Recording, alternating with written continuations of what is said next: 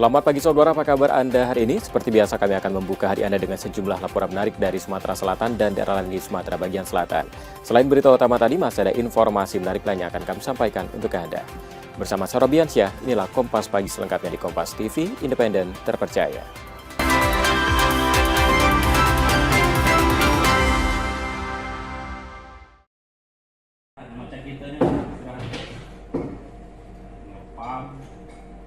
Aksi pencurian pintu toilet di kantor Kementerian Haji dan Umroh Kota Palembang terekam kamera pengawas. Pelaku diduga memanfaatkan kelengan pegawai yang tidak mengunci pintu kantor setelah jam kerja. 2 pekan kemudian, unit reskrim Polsek Seberang Ulu 2 Palembang menangkap tersangka IB, warga Jakabaring. Hasil penyelidikan menunjukkan, selain kasus pencurian, tersangka juga diduga menggadaikan sepeda motor milik temannya. Uang hasil kejahatan itu diduga digunakan untuk membeli narkoba dan memenuhi kebutuhan biaya sekolah anak. Penggelapan kendaraan bermotor dengan modus si tersangka inisial Ika meminjam motor kepada temannya Rizky bahwa untuk menuju ke suatu tempat. Artinya saya pinjam, aku pakai dulu. Setelah itu si tersangka tidak kembali lagi.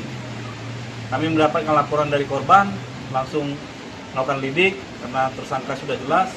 Kami jemput tersangka dan mengakui bahwa kendaraan tersebut digadaikan ke Kelurahan Lima Ulu senilai 5 juta rupiah.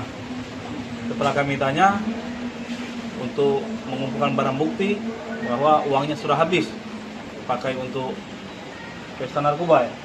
Untuk narkoba dan keperluan sehari-hari. Ya, tadi katanya sebagian untuk narkoba, sebagian untuk biaya anaknya sekolah. Kini tersangka terancam hukuman maksimal 5 tahun penjara dan ditahan di tahanan Polsek Seberang Ulu 2 Palembang. Yudi Kiswanto, Kompas TV, Palembang, Sumatera Selatan. Kepanikan terjadi saat api melahap bangunan SMP Negeri 19 yang berada di Kelurahan Padang Serai, Kota Bengkulu pada Jumat siang. Beruntung saat terjadi kebakaran, aktivitas pembelajaran telah usai sehingga tak ada korban dari murid maupun guru yang mengajar di sekolah tersebut. Namun angin kencang yang terjadi membuat kobaran api cepat merambat dan meluduskan sedikitnya 7 ruang kelas yang berada berdampingan. Petugas pemadam kebakaran berupaya memadamkan api agar tak menyebar ke bagian bangunan sekolah lainnya. Menurut pihak sekolah, kejadian baru diketahui oleh penjaga sekolah saat melihat asap hitam pekat membumbung tinggi dari belakang sekolah. Nah, dapat kabar dari penjaga sekolah yang menyampaikan kalau sekolah kita terbakar di bagian belakang. Gitu. Nah, dan posisinya laporan dari penjaga itu api sudah berkobar, sudah banyak merayap ke ruang-ruangan di sekitarnya. Dan alhamdulillah gerakan cepat dari damkar, ketika saya sampai ke sini, posisi asap masih banyak, masih mengepul, api masih menyala, tapi proses pemadaman sedang dilakukan. Belum diketahui pasti penyebab dari kebakaran tersebut. Bayazir Al-Raihan, Kompas TV Bengkulu. Inilah detik-detik penindakan yang dilakukan oleh petugas patroli TNI Kolonel 4 yang melakukan pengejaran terhadap sebuah kapal speedboat kecil yang hendak menyelundupkan 1,9 ton pasir timah ke negara Malaysia. Dalam penangkapan ini, pelaku yang berjumlah 5 orang sempat mencoba untuk melarikan diri dari sergapan petugas hingga terjadi aksi kejar-kejaran. Dan pada akhirnya petugas berhasil melumpuhkan pelaku dan mengamankan barang bukti pasir timah sebanyak 50 karung di perairan Kundur, Tanjung Balai Karimun yang dekat dengan perairan perbatasan Malaysia. Dari pemeriksaan, sindikat pelaku ini melakukan pembelian dari tambang timah tradisional ilegal di Babel dan Kundur. Kemudian pelaku menyelundupkan ke Malaysia untuk dijual dengan harga 1 kg senilai Rp800.000. Dengan total ditafsirkan mencapai 1,5 miliar rupiah.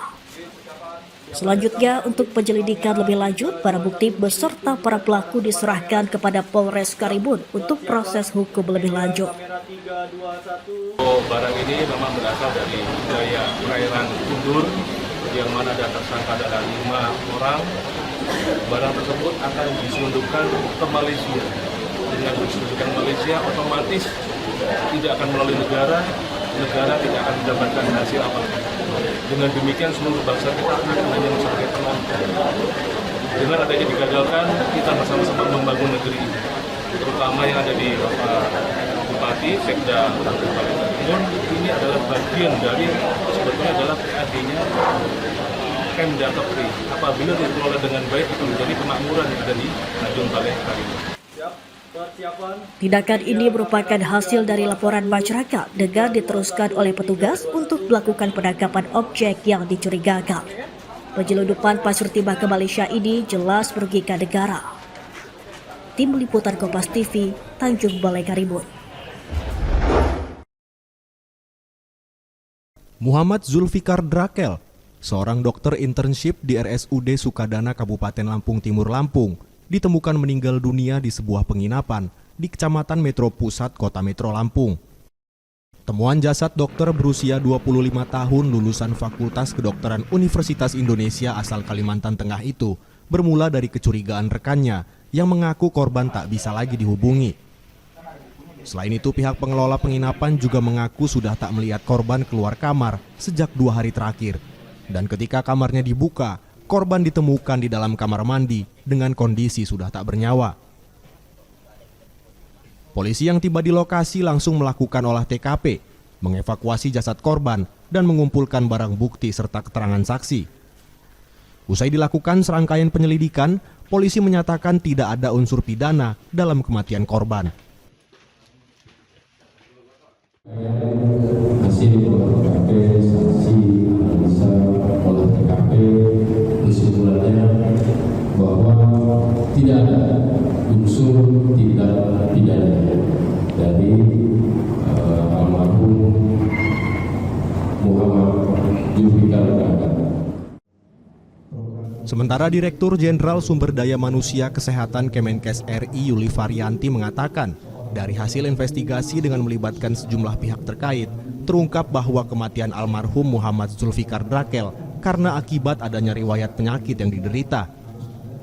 Ia juga menegaskan, dari hasil investigasi tim gabungan tidak menemukan adanya kelebihan beban kerja yang berpotensi menyebabkan kelelahan terhadap korban. Sebelumnya sempat menjalani pengobatan akibat penyakit yang diderita dan memperoleh izin istirahat, izin berobat sesuai dengan ketentuan, tidak ada kesulitan sama sekali. Dari hasil investigasi, dari hasil penelusuran tim gabungan Kementerian Kesehatan, meninggalnya Dr. M. Zulfikar Drakel disebabkan dengan adanya hal yaitu tentang sakit.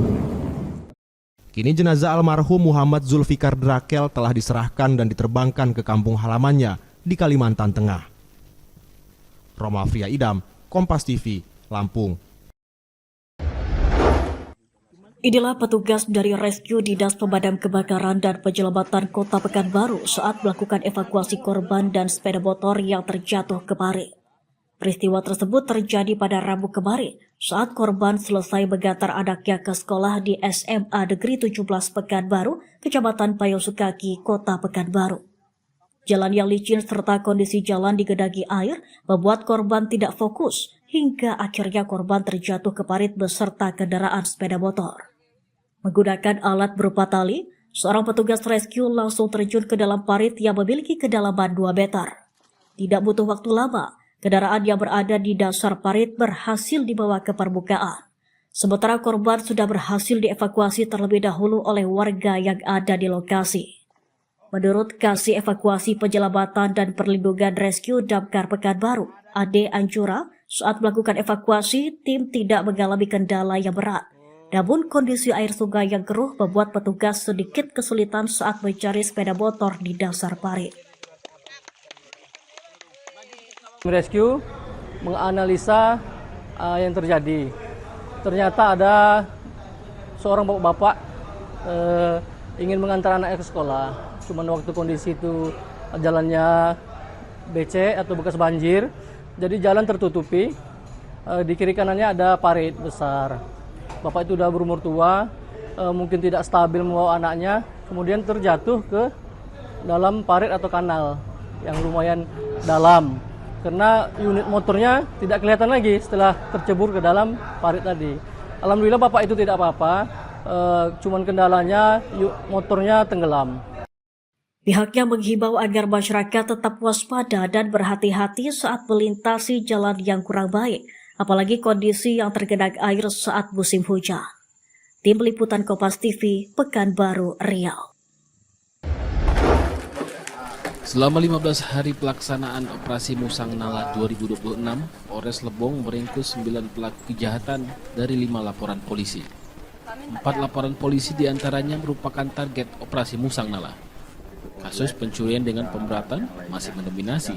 Salah satunya kasus pembobolan toko yang dilakukan oleh anak di bawah umur. Polisi turut mengamankan puluhan bungkus rokok yang belum sempat dijual kedua pelaku. 2 di bawah umur dengan inisial AS, pekerjaan sesuai KTP pelajar, alamat Desa Sukadamai, Kecamatan Lebong Tengah, Kabupaten Lebong. Kemudian yang kedua RP, umur 21 tahun, pekerjaan KTP pelajar, alamat Desa Semelako 3. Kemudian yang ketiga Muhammad MAS, 15 tahun, pelajar Desa Semelako Atas. Adapun barang buktinya ini seperti rekan-rekan melihat ini tidak bisa kami sebutkan satu persatu, lumayan banyak rekan-rekan ya. Dengan 9 tersangka dari 5 laporan polisi ini, pengungkapan kasus dari target Operasi Musang Nala di wilayah hukum Polres Lebong memenuhi target. Tim Liputan Kompas TV Bengkulu.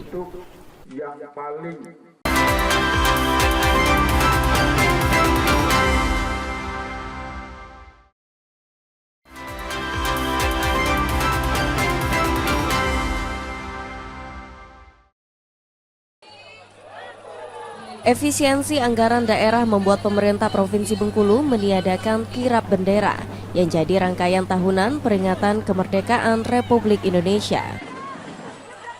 Di tahun-tahun sebelumnya, kirap bendera selalu dilakukan dengan rute mengelilingi sejumlah daerah di Kota Bengkulu hingga berakhir di lokasi bersejarah.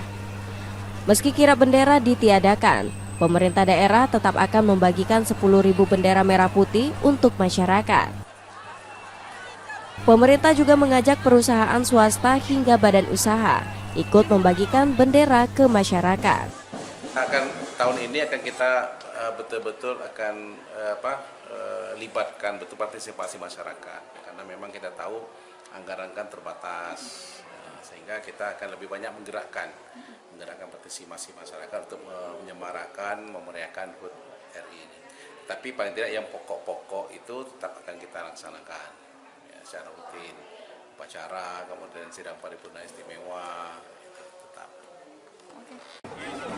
Meski kirap ditiadakan, pelaksanaan pengibaran bendera hingga rapat paripurna istimewa tetap dilakukan karena merupakan bagian pokok dalam peringatan kemerdekaan Republik Indonesia. Bayazir Al-Raihan, Kompas TV, Bengkulu.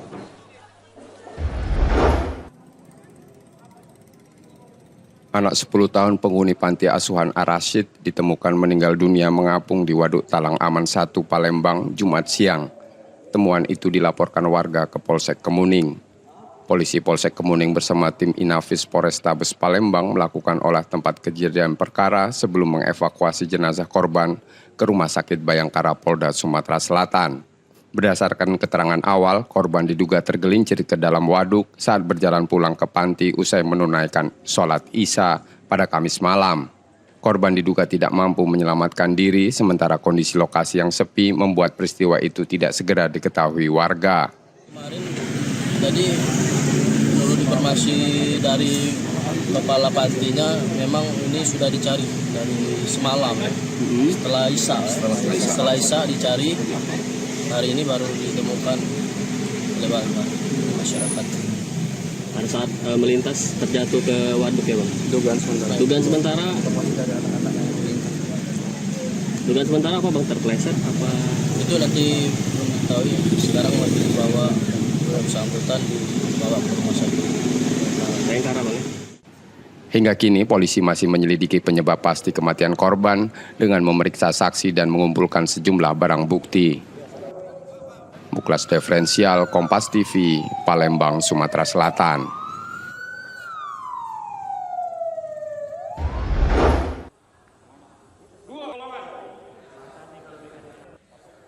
Patroli Satpol PP menyasar sejumlah titik yang kerap didatangi ASN saat jam kerja, mulai pusat perbelanjaan, pasar, restoran, hingga kafe.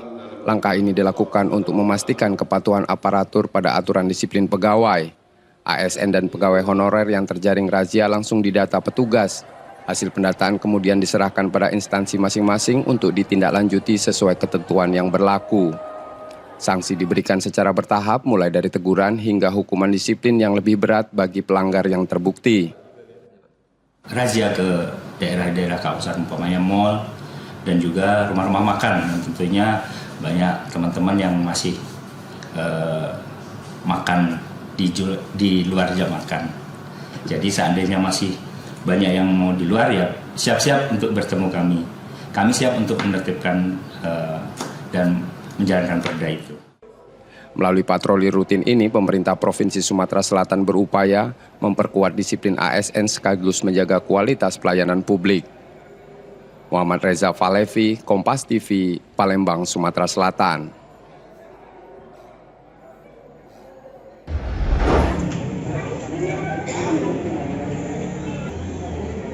Peningkatan kasus HIV/AIDS di Kota Palembang menjadi perhatian Dinas Kesehatan. Untuk memperluas akses layanan, Dinas Kesehatan menyiagakan 23 puskesmas yang melayani pemeriksaan HIV melalui program Voluntary Consulting and Testing. Hingga pertengahan 2026, Dinas Kesehatan mencatat 128 kasus di Kota Palembang. Berbagai upaya promotif dan preventif terus dilakukan untuk menekan penyebaran dan meningkatkan kesadaran masyarakat. Jadi kami melakukan upaya-upaya itu promotif dan preventif. Jadi promotif itu melakukan edukasi ke anak sekolah, mahasiswa untuk tentang kesehatan reproduksi, termasuk dengan untuk yang pergaulan bebas lah ya. Jadi seperti itu. Untuk upaya-upaya preventif itu melakukan screening. Jadi yang penderita tadi kami tanya kepada siapa saja dia berhubungan seperti itu. Kasus HIV/AIDS ditemukan pada berbagai kelompok usia, mulai anak-anak, remaja, usia produktif hingga lansia. Kondisi ini menegaskan pentingnya edukasi, deteksi dini, dan akses layanan kesehatan yang merata. Nur Muhammad, Kompas TV, Palembang, Sumatera Selatan.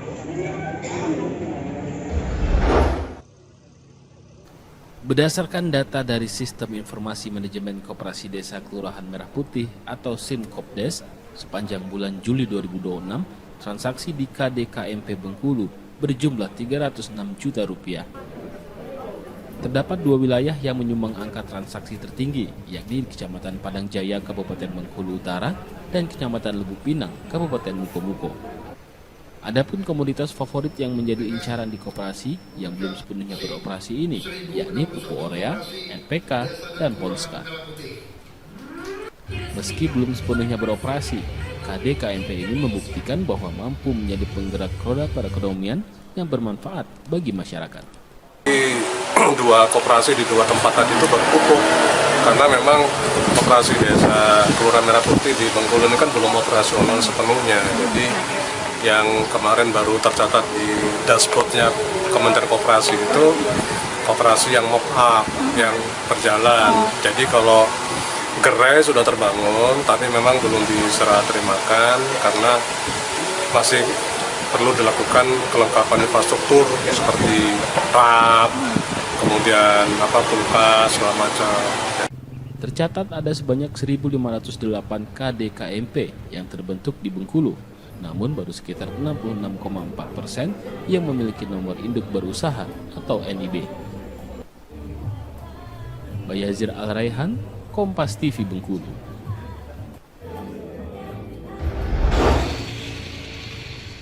Hujan deras yang mengguyur kota Palembang terjadi di tengah ancaman kekeringan pada puncak musim kemarau di Sumatera Selatan.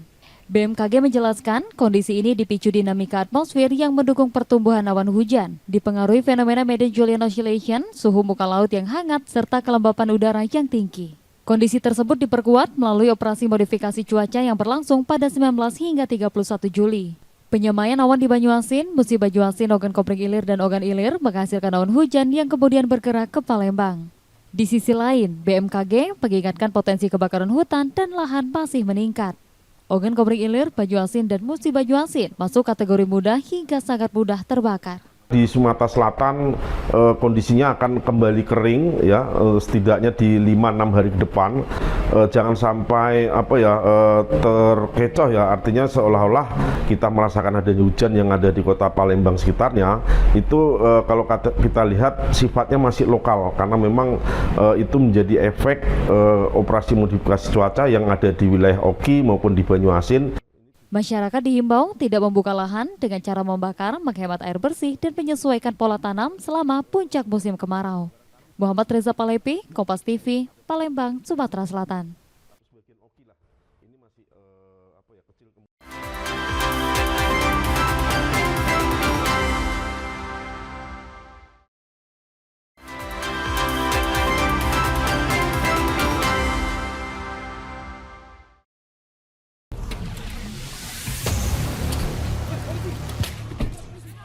Kasus terungkap melalui operasi penyamaran yang dilakukan personil Unit 2 Subdit 1 Ditres Narkoba Polda Sumatera Selatan.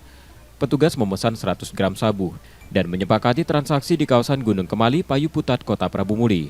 Saat transaksi berlangsung, seorang pelaku yang kini masuk daftar pencarian orang menyerahkan paket sabu pada tersangka M. Setelah barang bukti dipastikan, tim menangkap 3 tersangka E, Z, dan M. Polisi menyita sabu seberat bruto 102,07 gram serta 2 telepon genggam. Tim kita berhasil mengamankan dan menyita barang bukti sebanyak 102,07 gram dengan 3 orang tersangka ya. Yang pertama adalah tersangka Edi S bin Saripudin, ya, Edi S alias Aswari bin Saripudin. Yang kedua adalah tersangka Zaili dan yang keempat adalah Marsal, ya. Ketiga tersangka kini menjalani pemeriksaan di Ditres Narkoba Polda Sumatera Selatan, sementara 1 pelaku lainnya masih diburu. Para tersangka terancam hukuman mati atau penjara seumur hidup. Muklas Diferensial, Kompas TV, Palembang, Sumatera Selatan.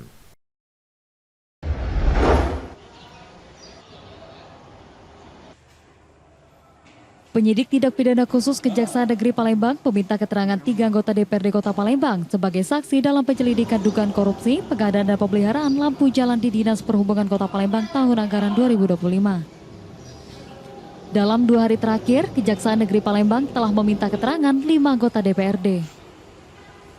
Identitas mereka belum diungkap karena penyelidikan masih berlangsung. Pemeriksaan dilakukan untuk mendalami dugaan keterlibatan sejumlah pihak dalam perkara tersebut. Kak, wawancara dikit Kak. Dikit Kak. Tadi Kak. Umum Kak.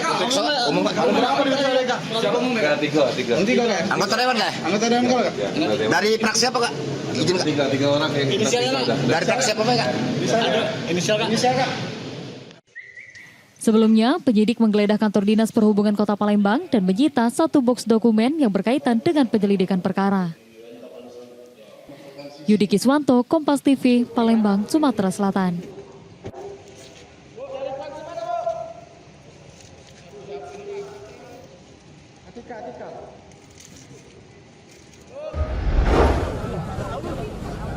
Pemerintah Kota Palembang terus membenahi wajah kota melalui program penataan kabel utilitas.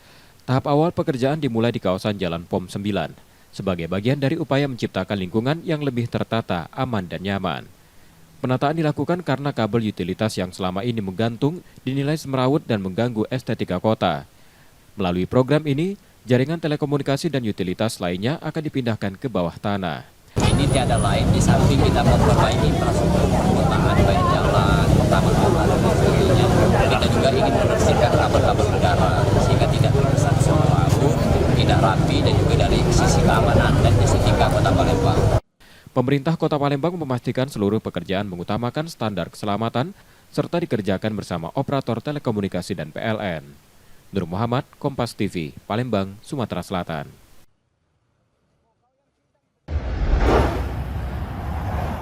Gapura Tanja yang menjadi ikon berbagai infrastruktur dan bangunan pemerintahan di Sumatera Selatan saat ini masih didominasi bentuk datar. Sejarawan dan budayawan Sumatera Selatan mengusulkan penyempurnaan desain dengan lengkungan setengah lingkaran yang mengacu pada Tanja Kepodang. Rancangan itu juga diperkaya ornamen khas seperti motif pucuk rebung, kembang kenangan, dan songket bintang Palembang. Namun setiap daerah boleh juga tetap melestarikan kebudayaan lokalnya, misalnya Tanja setempat misalnya seperti ini. Tapi bagi yang belum punya atau mau memakai yang dari Provinsi Sumatera Selatan juga, kita ada usulan yang seperti di gambar ini. Sebenarnya tidak jauh berbeda, hanya ada perbaikan-perbaikan saja. Ada perbaikan sedikit, mungkin bentuknya jangan flat, ya, bentuknya agak sedikit melentung, nah begitu. Meski belum ditetapkan sebagai desain resmi, usulan ini diharapkan dapat menjadi acuan bagi pemerintah kabupaten dan kota untuk memperkuat identitas sekaligus melestarikan warisan budaya Sumatera Selatan. Muhammad Reza Palepi, Kompas TV, Palembang, Sumatera Selatan.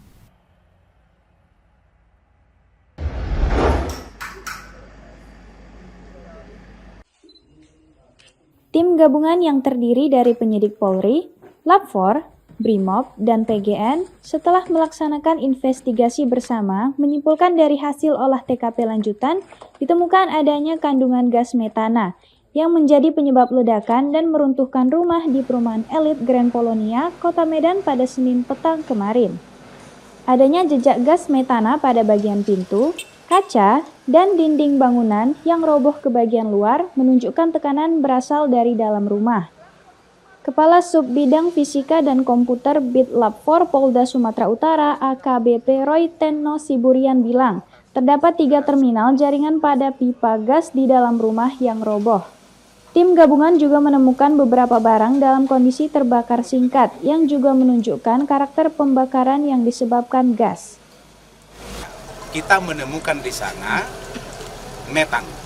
Nah, ini juga tadi bersama dengan pihak BGN melakukan beberapa pengujian baik dengan alat yang mereka gunakan, baik juga yang dengan kami gunakan.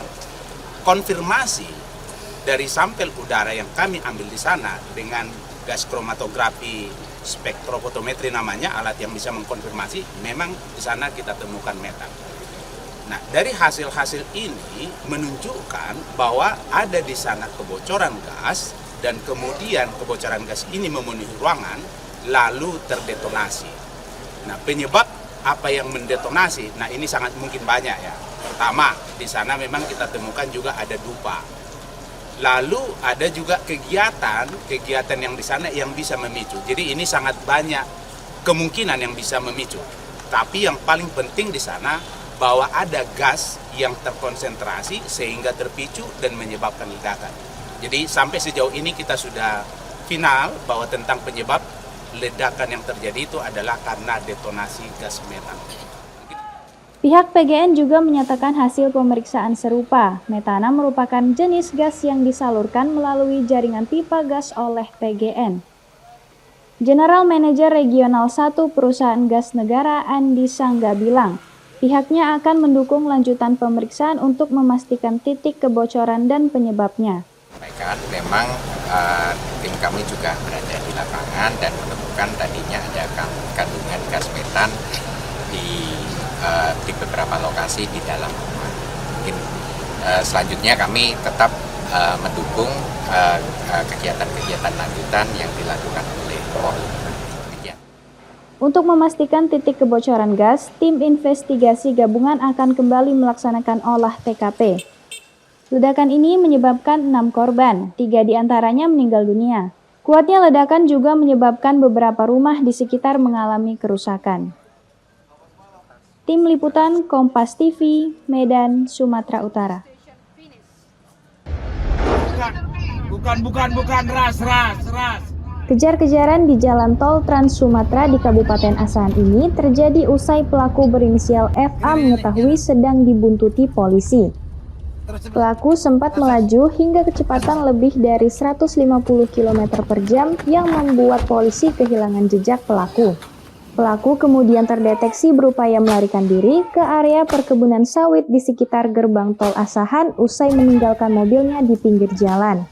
Pengejaran yang kemudian berlanjut di dalam area perkebunan sawit sempat diwarnai dengan sejumlah tembakan peringatan. Lantaran pelaku terus melarikan diri sebelum akhirnya diringkus di dalam sungai kecil. Petugas kemudian menemukan 24 bungkus narkotika jenis sabu yang beratnya mencapai 24 kg tersimpan di seluruh dinding mobil mulai dari dinding mobil bagian belakang hingga ke bagian depan. Kasatres Narkoba Polrestabes Medan, Ajun Komisaris Besar Polisi Rafli Yusuf Nugraha mengungkapkan pelaku berencana membawa narkoba ke Jakarta. Narkoba dibawa pelaku dari Provinsi Aceh dan pelaku kerap menggunakan tol Trans Sumatera sebagai perlintasan. Pelaku juga kerap menyimpan narkoba di dinding mobil dengan tujuan agar setiap kali terjadi razia di jalan, narkoba yang dibawa pelaku tidak terdeteksi. Pengungkapan kasus ini sendiri merupakan bagian dari pengembangan pengungkapan kasus 2 kg sabu yang sebelumnya diungkapkan di Kota Medan. Tim melakukan pengejaran di area tol Kisaran sekitar 10-12 km dan berakhir di exit tol ini karena barang itu akan dari Aceh akan dibawa ke Jakarta. Berakhirlah di exit tol Kisaran yang bersangkutan menggunakan modus dengan mengelabui seluruh barang-barang haram ini disimpan di dalam dashboard ataupun ditanam di dalam bodi mobil. Dalam kasus ini, polisi kini tengah mengejar pemasok sekaligus bandar yang memerintahkan pelaku membawa narkoba dari Aceh ke Jakarta. Tim Liputan Kompas TV, Medan, Sumatera Utara.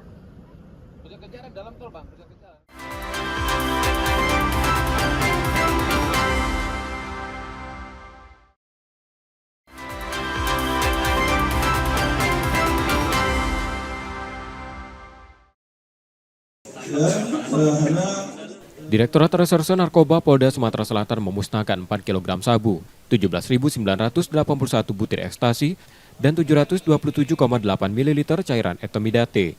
Hasil pengungkapan 20 kasus narkotika sepanjang Juli 2026. Pemusnahan dilakukan dengan melarutkan sabu dan ekstasi menggunakan air deterjen kemudian dihancurkan, sedangkan cairan etomidate dimusnahkan dengan dibakar. Dalam pengungkapan kasus ini, polisi menangkap 27 tersangka yang berperan sebagai pengedar dan kurir. Mereka ditangkap di 7 daerah, masing-masing Palembang, Muara Enim, Banyuasin, Pali, Ogan Komering Ilir, Musi Banyuasin, dan Prabu Muli. Sebagian besar tersangka ini adalah para pelaku ini adalah kurir. Ya, kurir ya. Mereka diperintahkan untuk membawa, lalu kita lakukan penangkapan. Sebagian besar ini hasil ungkapan di daerah mana ada? Tadi terdiri 8 LP ada di Palembang. Tersebar di 7 kabupaten kota, namun di Palembang lebih banyak dapat LP. Penyidik masih menelusuri jaringan peredaran serta asal narkotika tersebut. Seluruh tersangka kini ditahan di Polda Sumatera Selatan dan terancam hukuman mati atau seumur hidup. Muklas Diferensial, Kompas TV, Palembang, Sumatera Selatan. Hampir seluruh harga jenis sayuran di pasar tradisional Kota Bengkulu kini ikut mengalami kenaikan yang cukup signifikan. Kenaikan terjadi dalam beberapa hari terakhir dengan rata-rata kenaikan Rp3.000 hingga Rp6.000 per kilogram.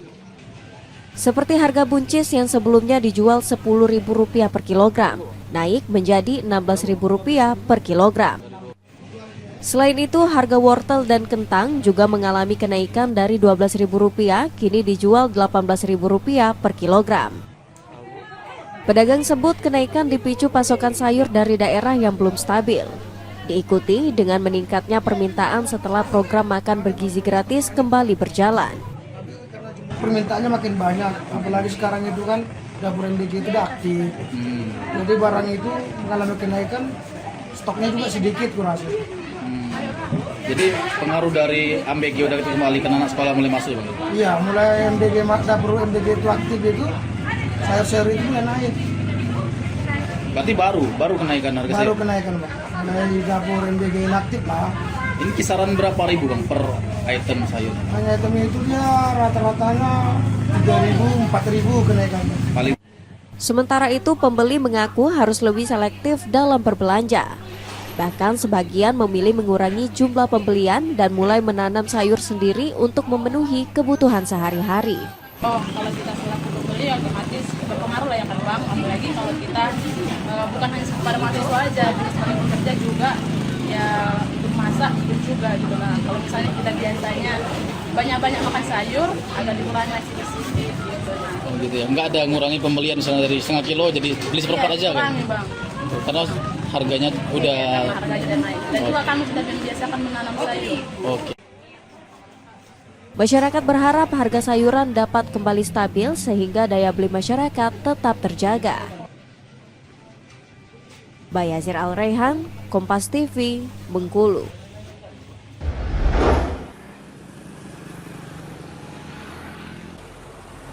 Pemerintah Provinsi Sumatera Selatan terus memperketat pengawasan angkutan galian C. Sesuai instruksi Gubernur, seluruh truk bak terbuka wajib menutup muatannya dengan terpal demi menjaga keselamatan pengguna jalan.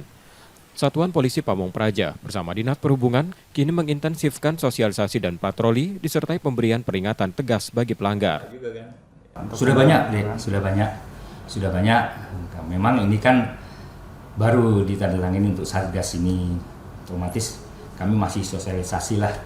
Tapi yang kira-kira sudah berkali-kali masih kami peringatkan, bahkan peringatan keras untuk termasuk pihak pengusahanya untuk kami. Penertiban juga menyasar aktivitas pertambangan ilegal. Dinas Energi dan Sumber Daya Mineral Sumatera Selatan bersama tim gabungan menutup 8 lokasi tambang tanah uruk tanpa izin di Kota Palembang. Seluruh lokasi disegel dan pelaku yang tetap beroperasi terancam pidana penjara hingga 5 tahun, serta denda maksimal 100 miliar rupiah.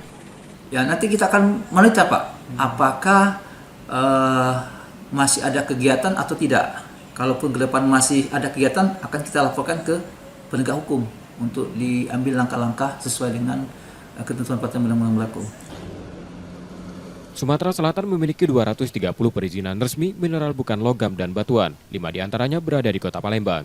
Pengetatan pengawasan untuk meningkatkan keselamatan, menertibkan kegiatan pertambangan, dan mendorong optimalisasi pendapatan daerah dari usaha yang berizin. Muhammad Reza Pahlevi, Kompas TV, Palembang, Sumatera Selatan.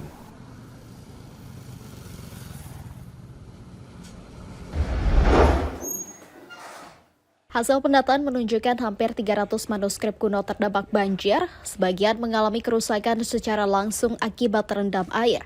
Sementara sebagian lainnya masih selamat, namun rumah para kolektor tempat manuskrip disimpan ikut terdampak banjir. Sebagai langkah penyelamatan, Perpustakaan Nasional Republik Indonesia bekerja sama dengan UIN Araniri Banda Aceh melakukan restorasi terhadap 80 manuskrip kuno yang mengalami kerusakan. Restorasi dilakukan untuk mencegah kerusakan yang lebih parah sekaligus mempertahankan nilai sejarah yang terkandung di dalamnya. Ternyata upaya penyelamatan manuskrip kuno di Aceh ini dinilai masih minim. Para filolog berharap pemerintah memberikan perhatian lebih terhadap pelestarian manuskrip, sehingga naskah-naskah peninggalan leluhur tidak dikuburkan atau dimusnahkan karena dianggap sudah tidak dapat digunakan. Sejauh ini sudah lakukan pendataan yang baru saja selesai dilakukan restorasi beberapa naskah oleh Perpusnas ya, beberapa bulan yang lalu itu sekitar 80-an. Artinya masih sekian persen, belum mencapai setengah. Sejauh ini memang belum banyak dilakukan oleh pemerintah Aceh dan pemerintah Indonesia terhadap penyelamatan naskah. Nah, kita terus mengadvokasi, terus menggaungkan supaya naskah-naskah ini bisa diselamatkan. Selama ini para filolog Aceh juga terus melakukan pendampingan kepada masyarakat dalam merawat manuskrip yang dimiliki. Namun, upaya itu masih terkendala keterbatasan anggaran. Di sisi lain, sejumlah manuskrip mengalami kerusakan yang cukup parah sehingga proses restorasi tidak dapat dilakukan secara sembarangan dan memerlukan penanganan khusus. Para kolektor manuskrip pun berharap pemerintah dapat memperkuat program penyelamatan dan pelestarian naskah kuno, mengingat manuskrip itu merupakan warisan sejarah dan sumber pengetahuan yang memiliki nilai penting bagi generasi mendatang. Sebagian besar manuskrip yang mengalami kerusakan akibat banjir berasal dari wilayah Pidijaya, Aceh Utara, Aceh Timur, dan wilayah Tengah Aceh. Selain restorasi, upaya pelestarian juga dilakukan melalui digitalisasi manuskrip. Lembaga DREAMSEA atau Digital Repository of Endangered and Affected Manuscript in Southeast Asia, Indonesia bersama Masyarakat Peduli Sejarah Aceh atau MAPESA dan tim peneliti lokal Tengah mendigitalisasi sekitar 19.000 halaman manuskrip yang tersebar di Banda Aceh dan Aceh Besar. Kami berencana melakukan digitalisasi lebih dari 19.000 halaman manuskrip yang tersebar di Banda Aceh dan juga Aceh Jaya. Dan kami berencana setidaknya ada 39 hari yang akan kami habiskan di Aceh. Dan harapan kami tentu saja setelah digitalisasi ini yang semuanya dilakukan oleh tim lokal itu menjadi tanggung jawab bersama, tidak hanya pemerintah, tidak hanya orang-orang yang berkepentingan, tapi juga masyarakat Aceh itu sendiri yang harus bersama-sama menjaga dan merawat khazanah manuskripnya. Proses digitalisasi itu berlangsung selama 39 hari sebagai bagian dari upaya menyelamatkan warisan intelektual Aceh dalam bentuk arsip digital agar tetap dapat diakses oleh generasi mendatang. Nova Misdayanti, Kompas TV, Banda Aceh. Dalam rangka mempromosikan potensi kearifan lokal dan pariwisata di Kota Bengkulu, pemerintah menggelar Festival Pantai Panjang 2026 yang bertajuk Semarak Pesisir Bengkulu. Serangkaian agenda disajikan untuk menarik minat pengunjung, mulai dari bazar UMKM, pameran kebudayaan tradisional telong-telong, pertunjukan tari kolosal, hingga turnamen bola pantai yang diikuti oleh pelajar tingkat SD dan SMP. Selain menjadi wahana hiburan masyarakat, festival ini diharapkan juga meningkatkan sumber pendapatan asli daerah melalui perputaran ekonomi UMKM dan kunjungan warga luar daerah. Banyak yang mendukung sehingga ekonomi belum bergerak. Coba kita lihat tadi banyak UMKM itu rata-rata transaksinya misalkan kalau 1 juta UMKM sekian itu udah uang berapa. Ini 3 hari 3 malam. Maka kita mengundang seluruh Kota Bengkulu, mari ke Pantai Panjang, kita meriahkan, kita ramaikan supaya ekonomi kita terus berputar. Pelaku UMKM menyambut baik Festival Pantai Panjang karena menjadi wadah mempromosikan produknya lebih luas. Pelaku UMKM tujuannya senang Bang, karena sebenarnya selama saya menjadi pedagang, tempat kami sering pindah-pindah penjualannya. Memang setiap kita kami jual itu seperti buntar kan, tiba-tiba ramai udah ada parkirnya gitu. Dan dengan adanya acara-acara event-event yang dibuat oleh pemerintah, jadi pemerintah penyelenggaranya. Ya, pemerintah Kota Bengkulu. Kami termasuk yang bersyukur banget Bang, bersyukur karena memang omset kami udah berapa hari ini turun kan. Bahagia sih karena kan yang pembelinya dari pagi tadi kami sudah benar-benar nggak bisa duduk kewalahan. Harapan kita untuk kedepannya seperti apa? Harapannya kalau bisa sih lebih dari ini sih eventnya. Lebih sering lagi ya? Lagi, karena event ini kan jarang-jarang selama kami UMKM baru kali ini sih diadain selain Tabot ya. Ini baru bener-bener yang namanya UMKM paling terbanyak. Melalui penyelenggaraan event kreatif berkelanjutan, diharapkan pariwisata Kota Bengkulu dapat menjadi tulang punggung ekonomi masyarakat pesisir. Bayazir Al-Rehan, Kompas TV, Bengkulu.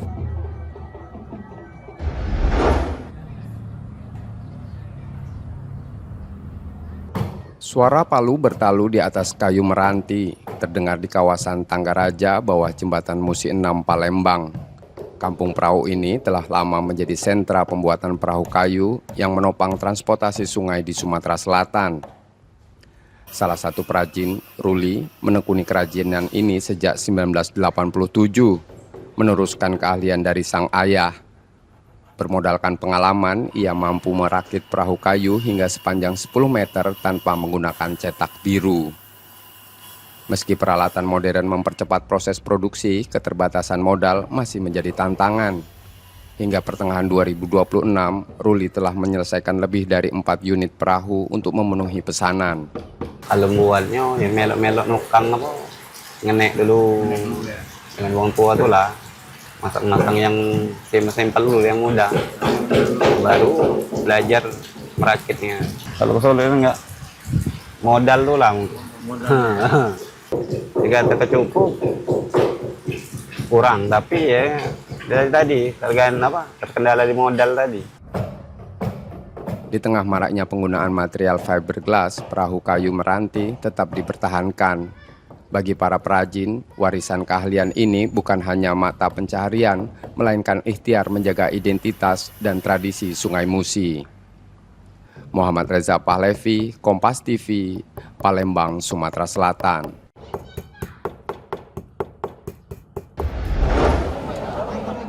PSSI Kota Palembang bersama KMP Bumara menggelar turnamen sepak bola umum di Stadion Kamboja Palembang pada akhir Juli 2026. Sebanyak 10 tim dari Kota Palembang dan sejumlah kabupaten dan kota di Sumatera Selatan ambil bagian dalam ajang tersebut. Turnamen ini semakin menarik dengan kehadiran sejumlah pemain Liga Championship, diantaranya Zakaria, Panggih Trihartmojo, dan Rangga Pratama. Sejumlah mantan pemain Liga 1 seperti Mahyadi Panggabean dan Fauzi Toldo juga turut meramaikan persaingan. Karena ini adalah perdana Piala Askot turnamen umum ya. Nah, ini merupakan perdana kita menyelenggarakan ini ya, kita lihat berapa banyak antusias penonton yang menyaksikan dan juga banyak pemain-pemain yang berkelas kayak pemain Liga, ada beberapa pemain Liga yang sudah mulai ikut bermain. Kehadiran para pemain itu diharapkan dapat meningkatkan kualitas pertandingan sekaligus memotivasi pesepak bola muda daerah. Sepak bola di Askot ini cukup ramai dan pemain dari luar juga cukup hebat-hebat.